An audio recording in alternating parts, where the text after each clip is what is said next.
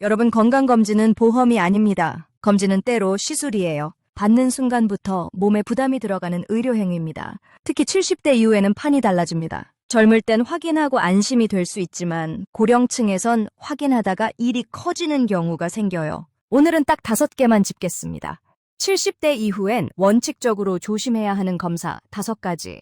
그리고 각각의 대안까지 깔끔하게 정리해 드릴게요. 먼저 핵심 원칙 3개부터 갑니다. 70대 이후 건강검진은 이 3가지만 기억하세요. 첫째, 검사는 발견으로 끝나지 않습니다. 무언가 보이면 추가 검사, 조직 검사, 시술과 수술로 이어집니다. 그 흐름을 내 몸이 감당할 수 있는지부터 따져야 해요. 둘째, 고령층은 부작용이 며칠 고생으로 끝나지 않을 수 있습니다. 회복이 늦고 그 상태가 길어지거나 생활 자체가 바뀌어버리는 경우가 있어요. 셋째, 검진은 리스크가 작은 것부터가 순서입니다. 가벼운 검사로 걸러보고 필요할 때만 큰 검사를 선택하는 게 맞습니다. 자, 이제 5개 들어갑니다. 첫 번째, 대장 내시경입니다. 대장 내시경이 무조건 나쁘다는 얘기가 아니에요. 문제는 준비 과정 플러스 진정 수면 플러스 장 상태가 합쳐지면 70대 이후에는 부담이 급격히 커질 수 있다는 겁니다. 장 비우는 과정에서 탈수나 전해질 균형이 흔들리기 쉽고 나이가 들수록 장벽이 예민해져서 작은 자극에도 약해집니다. 게다가 검사 중에 용종이 나오면 바로 제거 처치로 이어질 수도 있죠. 그래서 검진 목적으로 매년 루틴처럼 무조건 받는 건 70대 이후엔 한 번 더 생각해야 합니다. 대안은 뭐냐?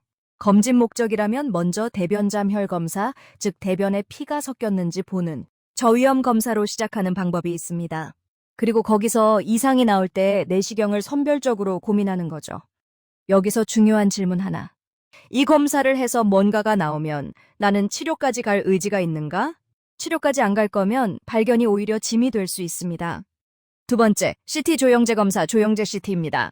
CT 자체가 아니라 조영제가 문제일 때가 많아요.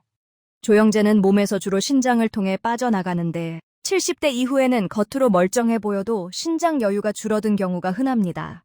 그래서 검진 패키지니까 찍어보자. 식이면 위험 대비 이득이 작은 경우가 많아요.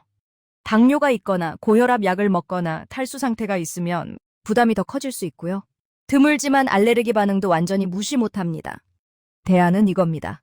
조영제 없이 가능한 초음파, 단순 CT, 상황에 따라 MRI 같은 검사부터 고려하세요. 조영제가 꼭 필요하다면 최소한 신장 기능 확인과 수분 관리가 기본입니다. 여기서도 질문 2개만 던지면 됩니다. 조영제가 꼭 필요한 이유가 뭔가요? 조영제 없이 확인 가능한 방법은 없나요? 이 2 질문이면 대부분 정리됩니다. 세 번째, 운동부하 심전도 검사, 러닝머신 검사입니다.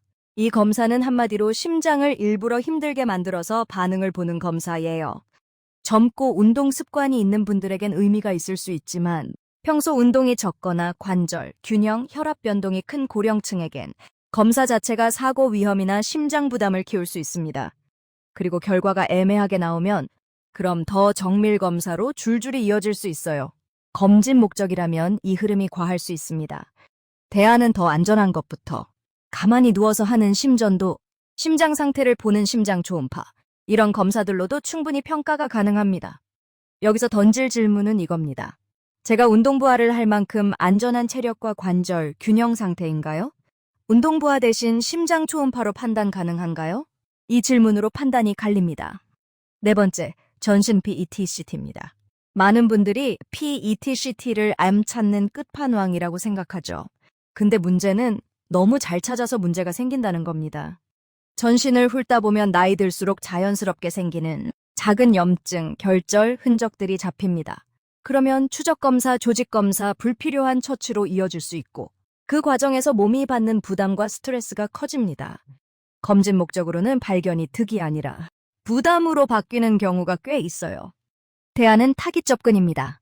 가족력이나 특별한 증상, 의사가 의심하는 소견이 있다면 그 부위 중심으로 필요한 검사만 하세요. 무증상 일반 검진이면 기본 검사로 관리하면서 필요할 때 단계적으로 올라가는 게 합리적입니다.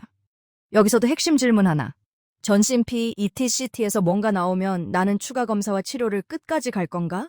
답이 아니오라면 시작이 불리할 수 있습니다. 5번째, 수면 내시경입니다. 위내시경 자체가 문제는 아닙니다. 문제는 수면제예요. 70대 이후에는 약물 대사가 느려서 깨는 시간이 길어질 수 있고 호흡이 얕아지거나 혈압이 떨어지거나 검사 후 멍한 상태에서 넘어지는 위험도 커집니다. 그래서 편하니까 수면이 아니라 70대 이후엔 가능하면 비수면을 먼저 고려하는 게 합리적이에요. 대안은 두 가지입니다. 가능하면 비수면 내시경, 꼭 수면이 필요하다면 최소 용량, 모니터링, 기존 질환 고려를 철저히 하는 것. 여기서도 질문 두 개만 기억하세요.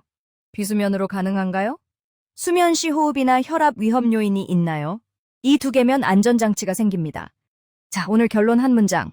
70대 이후 건강검진은 많이 받는 사람이 이기는 게 아니라 잘 고르는 사람이 이깁니다. 오늘 말씀드린 70대 이후 조심할 5가지 다시 정리합니다. 대장 내시경, CT 조영제 검사, 운동부하 심전도 검사, 전신 PET CT, 수면 내시경. 그리고 마지막으로 이 질문만 꼭 기억하세요. 이 검사 결과가 나오면 나는 다음 단계 추가 검사나 치료를 감당할 건가? 이 영상은 부모님께 꼭 공유하세요. 효도는 비싼 패키지가 아니라 불필요한 위험을 줄여드리는 겁니다. 도움이 되셨다면 구독과 좋아요 부탁드립니다. 감사합니다.